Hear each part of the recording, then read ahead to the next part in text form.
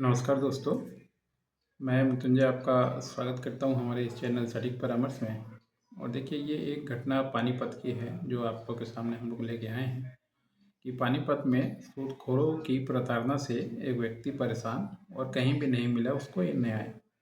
सूदखोरी मतलब ये वही हो गया आपका जो पुराना मनी लैंडिंग या अभी का जो मनी लैंडिंग का जो लाइसेंस होता है, और लोग जो उसको बोलते हैं मनी लैंडिंग, अभी भी बहुत सारे लोग हैं जो लाइसेंस लेने के लिए तैयार होते हैं जो डीएम ऑफिस से निकलता है। मगर मनी लैंडिंग का लाइसेंस जो है बहुत कम मिलता है और डीएम उसको देता है। मगर इलीगल तौर पे देखिए अभी भी बहुत सारा मनी लैंडिंग जो है, सूदखोरी जिसको बोलिएगा या सूदखोर जिसको बोलिएगा, वो चल रहा है। तो ये देखिए हरियाणा का मामला है और पानीपत ज़िले का। पानीपत ज़िला काफ़ी फेमस है पुराने युद्ध के लिए भी। अब देखिए पानीपत ज़िले के सौदापुर गांव में सूदखोरी का एक और मामला सामने आया है। यह व्यक्ति सूदखोरों की धमकी और अत्यधिक ब्याज वसूली से परेशान होकर न्यायालय के अधिकारियों के चक्कर काट रहा है। इसके बावजूद भी इसको न्याय नहीं मिला। यानी इसके पास प्रूफ है कि लोग इससे ज़्यादा सूद वसूली कर रहे हैं और इसने कोर्ट में भी न्याय लगाया मगर वहाँ भी उसको कुछ मिला नहीं। पीड़ित प्रफुल्ल, नाम इनका प्रफुल्ल है। प्रफुल्ल ने बताया कि उन्होंने अपने काम के लिए, कारोबार के लिए 14 लाख रुपए का उधार लिया था किसी से। और ये जो लिया था किसी गांव के सूदखोर, या मान लीजिए जो जिसको महाजन या साहूकार जो भी बोलते हैं, लेकिन ब्याज दर स्पष्ट नहीं बताई गई थी। और अब सूदखोर राकेश, जो पैसा चलाते हैं इंटरेस्ट पे, उसका नाम राकेश है, उसने 10% मासिक ब्याज के हिसाब से रकम वसूल रहा है। यानी जब इनको लिया गया था तब हो सके इनको ब्याज जो है बताया नहीं गया और बिना बताए इनको काम किया गया। और जब ये वसूला जा रहा है तो 10% का हिसाब। अब 10% साल का मतलब सोचिए कि 10 महीना में पैसा डबल।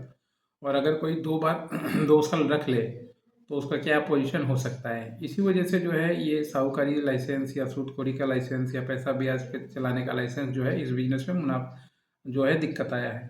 कुछ जेन्युइन लोग भी हैं जो चाहते हैं कि 1% 2% पे काम करें महीने का, और या आरबीआई का जो गाइडलाइन है उस पर काम करें। मगर इस तरीके की लोगों की संख्या ज़्यादा है जो 10% 20% या सामान कब्जा कर लेना या घर कब्जा कर लेना, इसकी वजह से गवर्नमेंट भी इस पर पीछे हटी है और ये लाइसेंस नहीं दे रही है।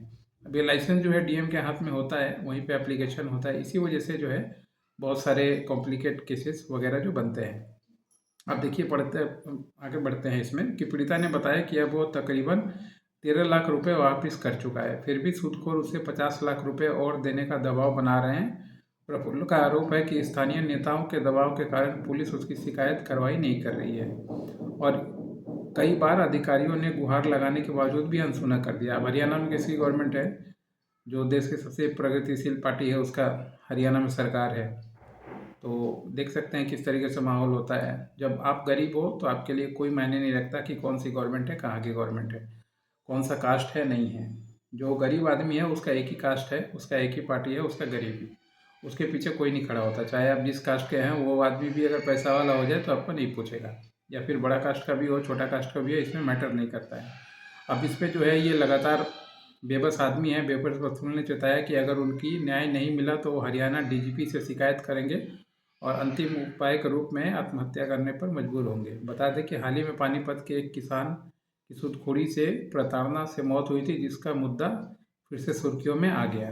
और ये होते रहता है। आप यहाँ पे भी जाइए, आप महाराष्ट्र में भी जाइए, महाराष्ट्र जो डेवलपिंग अपने आप को बोलता है, डेवलपिंग स्टेट है, वहाँ पे भी जाइए तो ये सेम प्रोसेस चल रहा है और वहाँ पे भी बहुत सारे किसान जो है आत्महत्या कर चुके हैं। तो ये अभी नया मामला है, देखिए इसमें क्या होता है।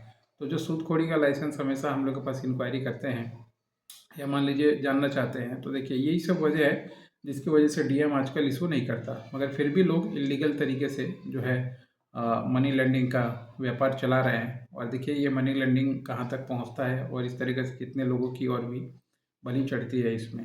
तो इसके लिए गवर्नमेंट ने जो गाइडलाइन जारी किया है, निधि का बना के काम करना, तो अगर आप मान लीजिए ये सब चक्कर में ना पड़े, निधि कंपनी बनाएं, निधि कंपनी का फॉर्मेशन करें और फिर काम करें तो वो आपके लिए अच्छा रहेगा। निधि कंपनी बनाना हो, उसका लाइसेंस लेना हो, या मान लीजिए किसी बिजनेस के टॉपिक पे बात करना हो तो अपना टाइम बुक करें। 1500 रुपये हम लोग लेते हैं आधे घंटे का, और जो भी उस बिजनेस से रिलेटेड बेसिक आइडियाज़ या चीज़ आपको चाहिए, सारा चीज़ आपको हम लोग दे देते हैं। आज के लिए इतना ही दोस्तों, नमस्कार।